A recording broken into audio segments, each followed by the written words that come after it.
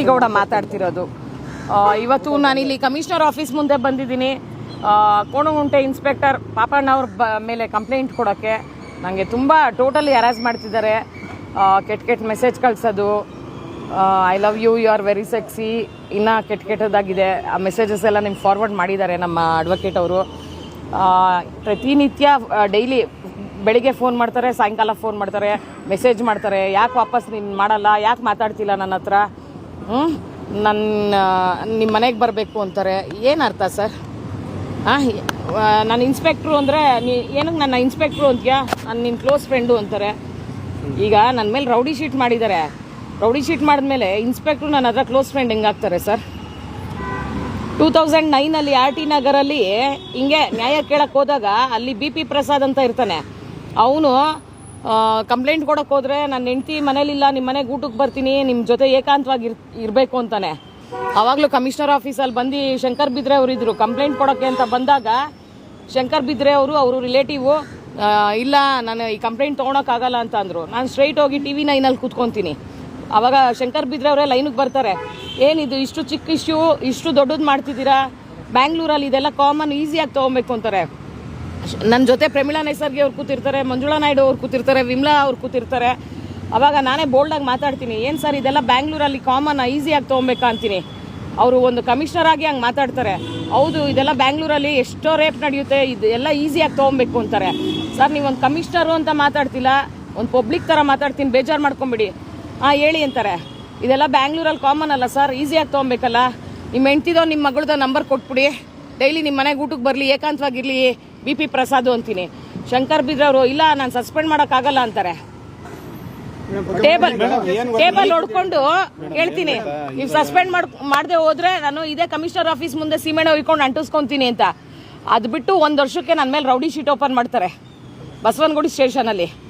Rowdy sheet open ಮಾಡಿದಾಗ 2017 ಇವರು ಇರ್ತಾರೆ ಇನ್ಸ್ಪೆಕ್ಟ್ರು ಪಾಪಣ್ಣ. ಎನ್ಕ್ವೈರಿಗೆ ಅಂತ ಕರೆಸ್ತಾರೆ ನನ್ನ. 2016 ಎನ್ಕ್ವೈರಿಗೆ ಅಂತ ಕರೆಸ್ತಾರೆ. ನಂಬರ್ ಕೇಳ್ತಾರೆ, ಇನ್ಸ್ಪೆಕ್ಟ್ರು ನಂಬರ್ ಕೇಳಿದಾಗ ಕೊಡಲೇಬೇಕು. ಕೊಟ್ಟಾಗ ಎಷ್ಟು ಫಿಲ್ತಿ ಲ್ಯಾಂಗ್ವೇಜಲ್ಲಿ ಮೆಸೇಜ್ ಮಾಡಿದ್ದಾರೆ ಅಂದರೆ ಅಷ್ಟು filthy language. You are very sexy, ಅದು ಇದು, ನಾನು ನಿಮ್ಮ ಮನೆಗೆ ಬರಬೇಕು ಅಂತ. ಆವಾಗ ನಾನು ಕಂಪ್ಲೇಂಟ್ ಕೊಡೋಣ ಅಂತ ಕಮಿಷನರ್ ಆಫೀಸ್ ಒಂದ್ಸತಿ ಶಂಕರ್ ಬಿದ್ರೆ ಅವ್ರ ಹತ್ರ ಬಂದಾಗಲೇ ನನಗೆ ನ್ಯಾಯ ಸಿಕ್ಕಿಲ್ಲ. ಈ ಕಂಪ್ಲೇಂಟ್ ಕೊಡೋಣ ಅಂತ DCP ಆಫೀಸ್ಗೆ ಹೋದ್ರೆ ನನಗೆ ಏನಂತ ಥ್ರೆಟ್ ಕೊಟ್ಟರು, ಇನ್ನೇನಾದ್ರು ಕಂಪ್ಲೇಂಟ್ ಕೊಟ್ಟರೆ ನನ್ನ ಮಕ್ಕಳನ್ನ ಮರ್ಡ್ರ್ ಮಾಡಿಸ್ತೀನಿ ಅಂತ ಅಂದರು ಇನ್ಸ್ಪೆಕ್ಟ್ರು. ನಾನು ಅದನ್ನಲ್ಲೇ ಬಾಯಿ ಮುಚ್ಚಿದೆ, ಯಾಕೆಂದರೆ ನನ್ನ ಮಕ್ಕಳೇ ನನ್ನ ಜೀವನ. ಅಲ್ಲಿಗೆ ನಿಲ್ಲಿಸಿದೆ ಸರ್. ತಿರ್ಗಾ ಇವಾಗ ಕೋಣಗುಂಟೆಗೆ ಬಂದಿದ್ದಾರೆ.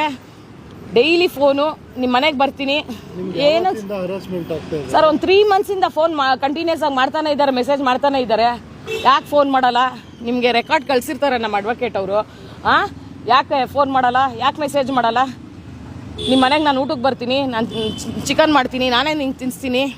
ಏನು ಸರ್, ಏನಕ್ಕೆ ಸರ್ ಅವ್ರು ತಿನ್ಸ್ಬೇಕು ನನಗೆ?